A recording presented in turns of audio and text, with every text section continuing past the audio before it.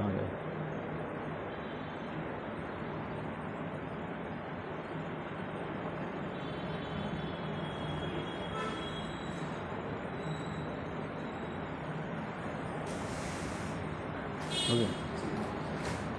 بسم اللہ الرحمن الرحیم، الحمد للہ رب العالمین، والصلاة والسلام علی اشرف الانبیاء والمرسلین وعلی آلہ وصحبہ اجمعین، اما بعد۔ اعوذ باللہ من الشیطان الرجیم، بسم اللہ الرحمن الرحیم۔ وما الحیاۃ الدنیا الا متاع الغرور۔ یہ سورہ آل عمران 185 آیت کے ایک آخری ٹکڑا ہے، اور اللہ تعالیٰ نے اپنے بندوں سے ایک بہت بڑی بات کہی ہے، اور اس کی وضاحت کی ہے کہ یہ دنیاوی زندگی یہ دھوکے کا سامان ہے، اور جو دھوکے والا سامان ہو، دھوکے کی چیز ہو، آدمی اس پر بھروسہ نہیں کرتا۔ ہماری زندگی کیا ہے؟ یہ دنیاوی زندگی، اس کا کوئی بھروسہ نہیں ہے، گارنٹی نہیں ہے، اور یہ مختصر سی زندگی ہماری اللہ تعالیٰ نے دنیا میں عطا کی ہے۔ دوسری قوموں میں 800 سال 900 سال تک لوگ جیا کرتے تھے۔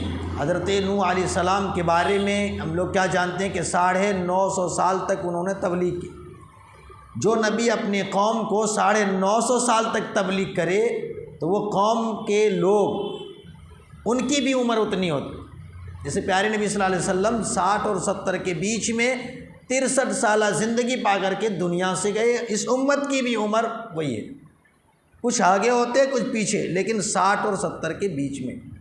تھوڑا اگر غور کریں کہ یہ معمولی اور مختصر سی زندگی 60 اور 70 سال کی جو ہماری ہے، یہ نیکی، اور 900 سال تک جو جیے ان کی نیکی، دونوں برابر اگر ہم کرنا چاہیں برابری ہو سکتی ہے۔ 800 سال تک جنہوں نے اللہ کی عبادت کی، وہ نیکی کتنی ہوگی؟ اور ہماری عمر اگر 70 سال ہے، 10 سال نکال دیتے ہیں، کوئی گارنٹی نہیں 70 تک جیے، 60 سال کی زندگی کی نیکی اور 800 سال 900 سال کی زندگی کی نیکی، دونوں برابر کیسے ہو سکتی؟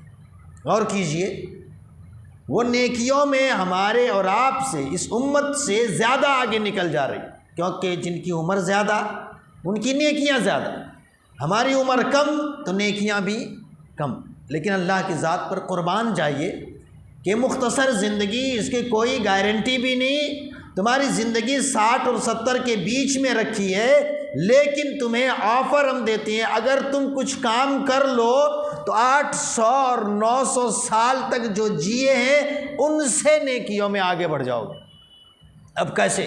جیسے ابھی اس بورڈ میں بھی لکھا ہوا ہے، اس بورڈ میں بھی لکھا ہوا، اس میں ایک آیت، چوتھی آیت جب آتی ہے اس کی تلاوت کرتے ہیں تو اسی میں اس کی وضاحت ہے کہ تنزل الملائکۃ والروح فیہا بإذن ربہم من کل امر۔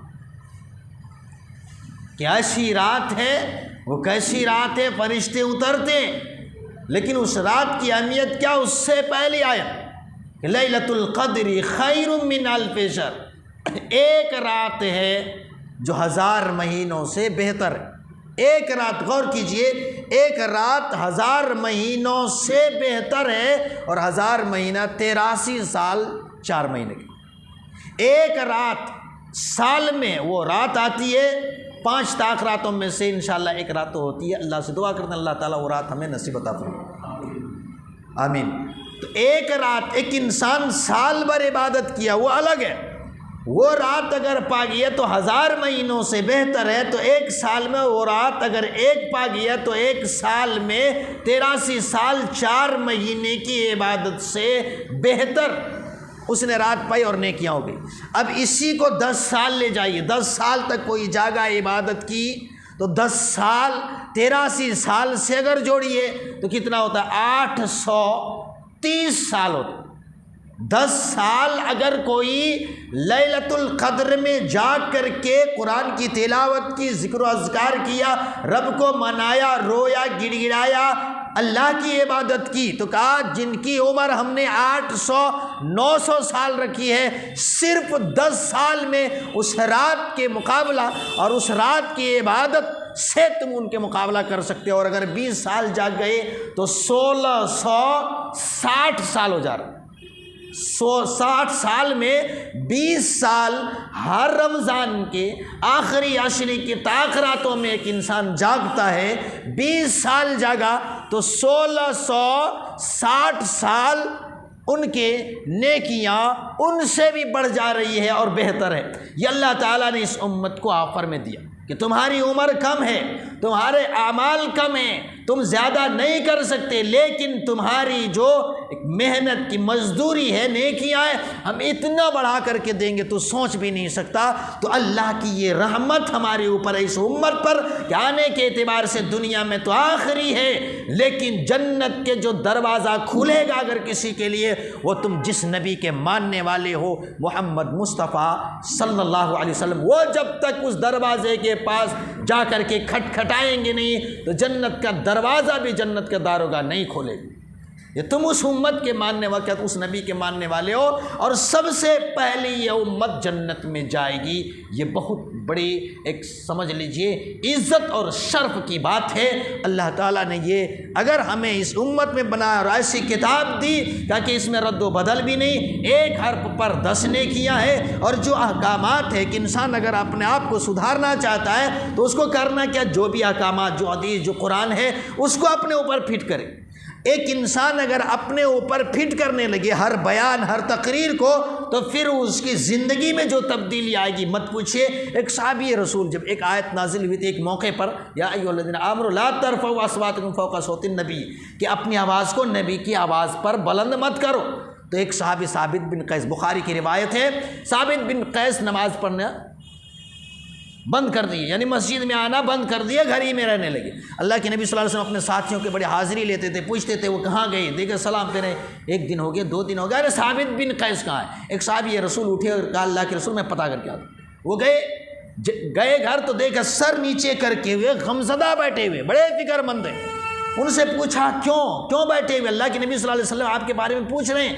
کہا کہ بات یہ ہے، آیت اتری ہے ایک موقع پر، 2 آدمی بات کر رہے تھے جیسے حضرت ابو بکر اور عمر، اس موقع پر نبی صلی اللہ علیہ وسلم موجود تھے اور ان کی آواز بلند ہوئی، ان کے سلسلے میں آیت نازل ہوئی، لیکن دوسرے ایک صحابی وہ کیا کہہ رہے ہیں کہ میری آواز فطری طور پر، کبھی ہوتا ہے نا کسی کی آواز بلند ہوتی ہے، ہم ہی جب تقریر کرتے ہیں تو ہماری آواز بلند ہوتی ہے، تو یہ فطری طور پر ہے، نہ چاہتے ہوئے بھی آواز کسی کے بولتے ہوئے بھی بلند ہوتے، تو فطرت میں کسی کا اگر ہو تو اسے کوئی، تو ثابت بن قیس کی آواز بلند تھی تو انہوں نے کہا میری آواز فطری طور پر بڑی تیز ہے، میں ڈر رہا ہوں اس آیت میں یہ ہے کہ اگر تمہاری آواز نبی کی آواز پر بھاری ہو گئی تو تمہارے اعمال ہو سکتا ہے برباد ہو جائے اور تمہیں شعور اور جانکاری نہ ہو، کیونکہ مجھے ڈر ہے کہ میں بولتے بولتے بولوں اور اللہ کے نبی صلی اللہ علیہ وسلم کی آواز پر میری آواز بھاری ہو جائے اور میرے اعمال سارے برباد ہو جائے۔ میں نہیں چاہتا میرے اعمال اور میری نیکیاں ختم ہو جائیں، میں ٹینشن میں ہوں، رو رہے، مجھے جانا ہے، پیارے نبی صلی اللہ علیہ وسلم کی امامت میں آپ کی اقتداء میں نماز پڑھنے کی خواہش ہے۔ آپ کے چہرے کو جو صحابی نہ دیکھتے تھے بڑے ہی مایوس اور بڑے غمزدہ رہتے تھے اور بڑی فکر مند ہوتے تھے، آپ کے چہرے کو دیکھ کر کے بھوک اور پیاس مٹا لیا کرتے تھے، لیکن گھر میں رہ کر کے ٹینشن میں ہیں، جاتے ہیں کہیں اعمال برباد نہ ہو جائے۔ وہ آدمی آئے، وہ صحابی آئے کہ اللہ کے رسول صلی اللہ علیہ وسلم معاملہ یہ، کہا کہ جاؤ، دوبارہ جاؤ اور میرے اس ساتھی سے کہہ دو وہ آیت اتری ہے، غور کیجئے، ثابت بن قیس اس آیت کو کس پر پھر کر رہے ہیں؟ اپنے اوپر کر رہے ہیں۔ اللہ کے نبی صلی اللہ علیہ وسلم نے فرمایا جاؤ اس میرے ساتھی سے کہہ دو انک لست من اہل النار ولکنک من اہل الجنہ، کہ پیارے نبی صلی اللہ علیہ وسلم نے فرمایا اس ساتھی کو بشارت دے دو، وہ اتنے فکر مند ہیں، ان کی کہتے ہیں فطرت میں آواز بلند ہے، جا کر کے کہہ دو کہ اے ثابت بن قیس تو جہنم میں جانے والا، تو جہنمی نہیں ہے، نبی صلی اللہ علیہ وسلم تجھے جنت کے سرٹیفکیٹ رب کے حکم سے دے رہے ہیں کہ تو جنتی آدمی ہے، تیری آواز بھی بلند ہوگی تو اللہ تیری اعمال برباد نہیں کرے، جا بشارت دے دو۔ بشارت دیے۔ تو کہنا اس واقعے سے یہ ہے، ایک صحابی رسول، ایک آیت اتری ایک موقع پر، لیکن انہوں نے اپنے آپ پر فٹ کیا اپنے اعمال بچانے کے لیے۔ تقریر جب ہوتی ہے، کوئی بیان ہوتا ہے، کوئی آیت آتی ہے، تو ہم سب پھر دوسرے پر کرتے ہیں۔ جب دوسرے پر کرتے تو اپنے نہیں سدھر پاتے۔ اس لیے جب بھی کوئی معاملہ، کوئی بیان، کوئی آیت، کوئی واقعہ، کوئی حدیث ہو تو سب سے پہلے اپنے آپ پر دیکھیں کیا وہ آیت ہمارے اوپر فٹ ہو رہی کہ نہیں۔ اگر نیکیوں والی ہے تو کیا اس نیکی کو ہم حاصل کر رہے ہیں کہ نہیں۔ اگر گناہ اور بربادی والے ہیں اور نافرمانی والے تو کہیں ایسا نہیں کہ ہمارے اندر وہ برائی ہو اور پھر ہم تباہ و برباد ہو۔ اس لیے آدمی کو کیا کرنا ہے، اور اس سے خصوصاً اس مہینے میں اپنے آپ کو رب کے سامنے سونپ دینا ہے اور اپنے آپ کو گناہوں سے پاک کرا لینی ہے، کیونکہ اللہ تعالیٰ اس مہینے کے ہر رات کو بہت سارے بندوں کو جہنم سے آزاد کرتا ہے، اتنی تعداد میں کرتا ہے۔ اور جب جہنم سے آزادی مل رہی ہو تو کیا ایک درخواست رب کے سامنے نہیں رکھ سکتے؟ ایک بار نہیں کہہ سکتے؟ ہاتھ اٹھا کر کے رب سے نہیں معافی مانگ سکتے؟ یقیناً کر سکتے، اور ہمیں کرنا چاہیے کہ یہ دن ختم نہ ہو، کچھ ایام باقی رہ گئے، اس کو غنیمت سمجھتے ہوئے رب کو منانے کی کوشش کریں۔ راتوں کو جو جاگتے ہیں، قیام اللیل کرتے، کہا کہ اس کے ذریعہ بھی ہم تمہارے گناہوں کو معاف کر دیتے ہیں۔ کہا کہ تمہارے منہ سے بدبو جو نکلتی ہے روزے کی حالت میں، تیرے رب کی نظر میں وہ مشک عنبر سے زیادہ خوشبودار ہے۔ جس کے منہ سے بدبو نکلے اور اللہ مشک عنبر سے زیادہ پسند کرے تو جو روزے دار ہے اللہ اس سے کتنا پسند کرتا ہوگا، غور کیجئے۔ تو کہنا یہ ہے، بڑا ہی بابرکت مہینہ چل رہا ہے، ایک ایک لمحے کو ہم غنیمت سمجھتے ہوئے اس مہینے کی نیکیوں کو کمانے کی کوشش کریں۔ اللہ کے نبی صلی اللہ علیہ وسلم آخری عشر میں اور مزید نیکیاں کماتے تھے، عبادت کر رات رات جاگے جا رہے ہیں، صدقہ خیرات کر رہے ہیں، رب سے معافی مانگ رہے ہیں، رو رہے ہیں، گڑ گڑا رہے ہیں، جنت میں جانے کے سلسلے میں اور جہنم سے بچنے کے سلسلے میں اپنے لیے، اپنے امتیوں کے لیے دعا کر رہے ہیں۔ اللہ سے ہم دعا کرتے ہیں، بارے الہ ہمیں بھی کتاب و سنت پر عمل کرتے ہوئے اس مہینے کی اہمیت فضیلت کو غنیمت سمجھتے ہوئے ان تمام نیکیوں کو ہمیں اللہ اپنے کھاتے میں سمیٹنے کی توفیق عطا فرما۔ اللہ ہماری ٹوٹی پھوٹی عبادتوں کو قبول فرما لے۔ اللہ جو راتوں کو جاگتے ہیں اللہ ہمارے جاگنے کو قبول فرما لے۔ اللہ ہماری تلاوت کو قبول فرما لے۔ اللہ ہمیں جہنم کی لسٹ سے ہمارا نام کاٹ کر کے جنت کی لسٹ میں چڑھا دے مولا۔ اللہ جب تک زندہ رکھتے اسلام پر، خاتمہ ہو تو ایمان پر، آمین۔ تقبل یا رب العالمین۔ السلام علیکم ورحمۃ اللہ وبرکاتہ۔